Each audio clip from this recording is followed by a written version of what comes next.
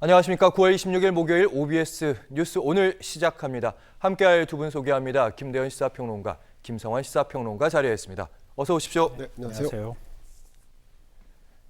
김건희 여사는 불기소, 최재형 목사는 기소. 김 여사의 명품 가방 수수 의혹과 관련한 수사심의위원회 결과가 엇갈리면서 전국이 지금 소란스럽습니다.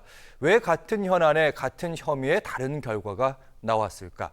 이 부분에 대해서 법무부 장관 그리고 최재형 목사의 답변이 서로 다릅니다. 먼저 박성재 법무부 장관, 두 분의 수사심의위원회 구성원이 다르다. 1차 수사심의 그리고 2차 수사심의위, 그 위원회 구성이 다르다는 말 사실입니다. 그리고 최재형 목사는 이렇게 주장하고 있습니다. 김 여사가 받은 명품 가방이 청탁용이 아니라는 취지의 검사의 육성을 반복 등장하는 검찰 조사 당시의 녹취 등에 위원들이 납득을 했다. 이런 얘기. 사실 이 내용은 이렇습니다. 검사가 이제 반복적으로 청탁 아니죠. 직무 관련성 아니죠. 이렇게 물어봤다는 겁니다. 김대현 평론가님. 근데 저는 사실 이걸 보면서 지금 이제 박성재 법무부 장관 얘기도 좀 문제가 있는 게 이 수사심의위원회를 구성할 때 그 수사심의위원회가 어떤 일관성을 가지고 평가하고 의견을 제시할 수 있는 구성을 하는 것, 그거는 검찰과 법무부의 또 역할입니다. 그런데 수사심의 대상자가 A와 B 같은 사안이지만 사람이 달랐다고 해서 판단 기준이 다르다. 그러면 이 수사심의위원회가 앞으로 국민에게 신뢰를 얻을 수 있을까에 대한 그 자성과 성찰을 해야지, 아니 다르니까 다르게 나왔죠라고 하는 건 굉장히 무책임한 발언이죠.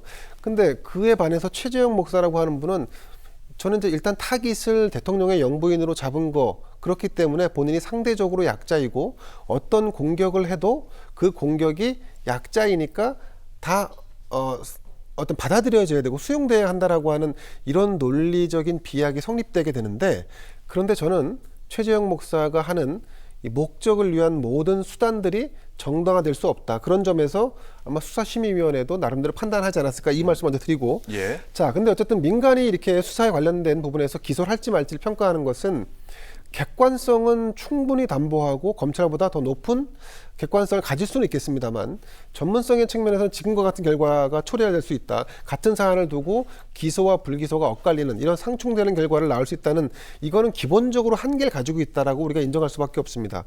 자, 그래서 사실 그러니까 사인인 김건희를 바라보는 초점과 또 대통령의 부인인 공적인 여성으로 바라보는 초점, 이 두 개가 지금 혼재돼서 이런 결론을 낸 게 아닌가라고 판단이 되고, 저는 어쨌든 엄격한 법 적용을 해야 한다라고 하는 측면에서 결국은 이 국민권익위로부터 시작된 김건희 여사와 관련된 명품백 사건에 대해서 검찰이 더 엄격한 기준으로, 그러니까 지금 두 개의 수사심의위에서 어쨌든 한쪽은 기소 의견이 나왔다고 한다면 기소 의견에 방점을 찍고 양측 모두를 기소하는 방향으로 가는 것이 저는 검찰의 역할이라고 보고, 결국은 그 판단은 누가 해야 되냐면 법원이 내릴 수 있도록 해주는 겁니다. 그게 검찰의 역할이고 본연의 임무입니다. 그런데 검찰이 그 전 단계에서 법원이 이건 좀 아리송하고 좀 애매해라고 하는 것을 전 국민이 동의하고 있고 여야가 공통적으로 동의하고 있음에도 불구하고 전 단계에서 자른다?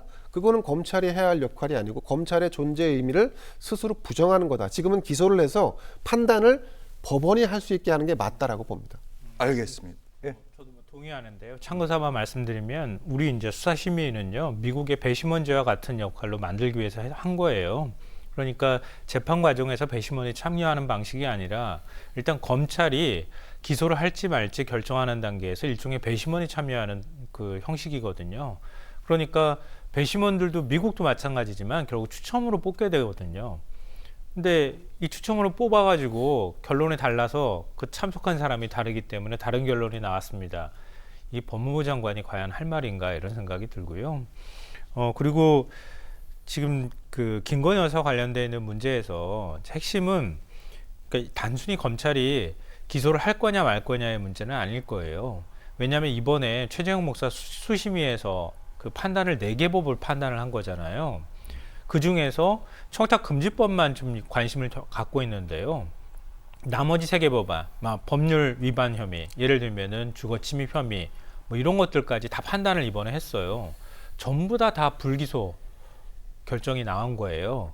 근데 청탁금지법만 기소 결정이 나왔기 때문에 그걸 우리가 이제 관심을 갖는 거란 말이에요. 근데 예를 들어서 검찰이 김건희 여사한테 형평성을 맞춘다고 해서 전부 불기소를 해버리잖아요. 그럼 그동안에 최재형 목사는 검찰이 수사를 하면서 괴롭혔다는 얘기가 되거든요. 계속 압수수색하면서 계속 추가로 혐의 적용하지 않았습니까? 말도 안 되는 혐의를 적용했단 말이에요. 주거침입죄, 그리고 스토킹, 선거법 이런 것들을 다 혐의를 적용했다는 얘기입니다. 그러니까 김건희 여사 제대로 조사조차 못한 검찰이 최재형 목사만 마치 거꾸로 스토킹하듯이 수사를 해왔다는 얘기가 되는 거예요. 근데 이거는 애초에 검찰이 공정하게 수사하지 않았다는 얘기가 되는 거고요. 김건희 여사 수심이 열 때 그때 전원일치로 불기소 처분 나왔을 때 나온 것하고 이번에 최재형 목사 수심이하고 결론이 다르게 나온 건요. 이전에 김건희 여사 수심이 할 때 공정하게 진행을 하지 않았던 탓이 더 크다, 저는 그렇게 생각해요. 왜냐하면 그때는 최재형 목사 측이 전혀 참석을 못했잖아요. 아예 참석하지 못한 상황에서 검찰의 수사 논리만 듣고 난 다음에 판단을 하게 했단 말이에요. 그때도 만약에 최재형 목사 측이 참석하게 해줬더라면 이번과 같은 결론이 나왔을 가능성도 전 배제하기 어렵다, 이렇게 생각합니다. 그러니까 결국은 검찰이 얼마나 독립적이고 중립적으로 수사하느냐, 이 수사의 원칙을 허물었기 때문에 이런 현상이 나온 거다라고 생각합니다.